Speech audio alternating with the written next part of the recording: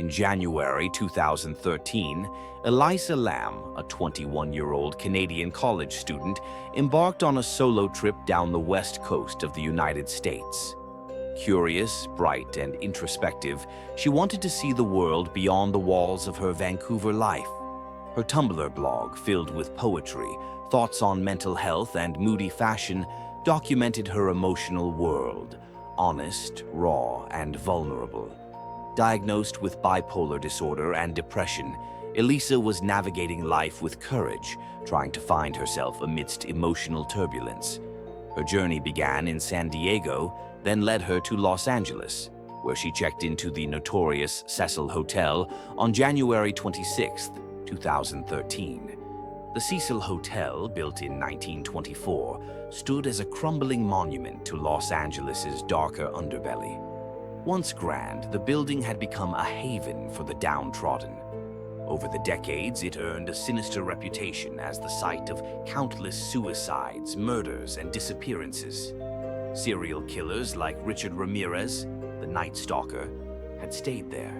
One guest, Jack Unterweger, was a journalist covering crime while secretly committing his own. The hotel became so infamous that some claimed it was cursed.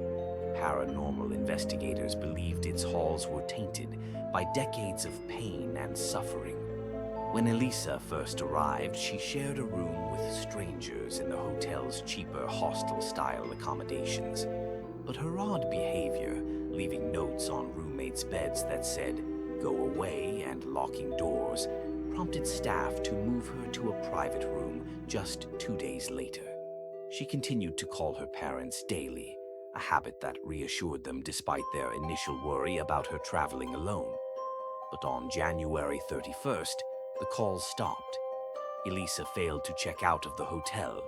She missed a scheduled trip to Santa Cruz. Concerned, her parents contacted the Los Angeles Police Department. The LAPD launched an investigation and began canvassing the hotel and surrounding areas. They searched Elisa's room, reviewed security footage, and brought in dogs. But there was no sign of her. Her belongings were still in her room, untouched. Flyers were posted across the city. Weeks passed. Then, on February 13th, LAPD released a bizarre video that would grip the internet and launch Elisa's case into infamy. The grainy black and white surveillance footage showed Elisa in the hotel's elevator. Her behavior was deeply unsettling. She entered, pressed multiple buttons, and waited. The doors didn't close. She peered out nervously, then ducked into the corner. At one point, she stepped out into the hallway, moved her arms in strange, fluid gestures, as if speaking to someone or something unseen. Her expressions flickered between confusion, fear, and curiosity. Eventually, she walked out of frame.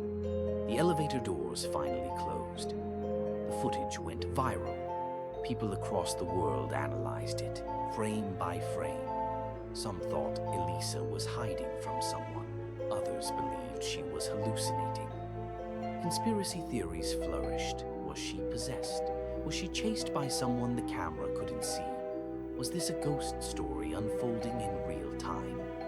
The setting, Cecil Hotel, only fueled the speculation. Its haunted past seemed to echo in every shadow of the video. As public fascination with the case grew, guests at the Cecil began complaining about the water. It had a strange taste. The pressure was low. Sometimes it came out dark.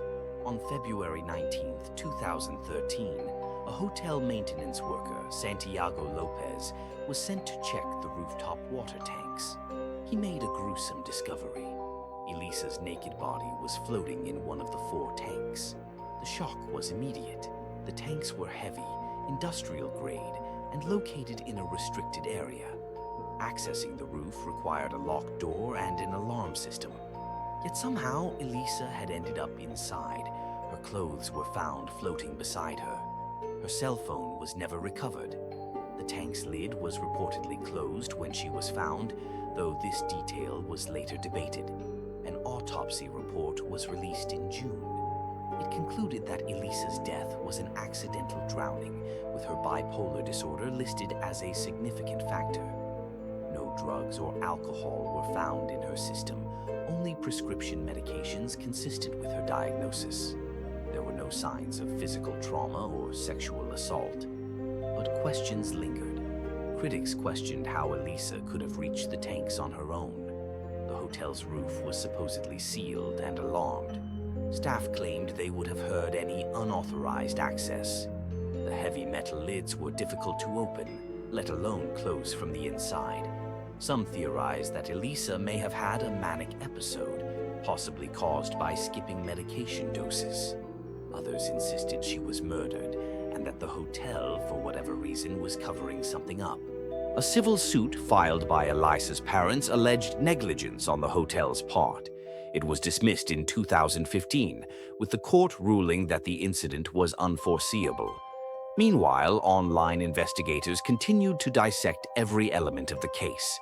Some found eerie coincidences. A tuberculosis outbreak near the hotel was being tested with a kit called Lam Elisa. The 2005 horror movie Dark Water featured a girl drowning in a water tank on a hotel roof, with black water coming from the faucets. Theories exploded online.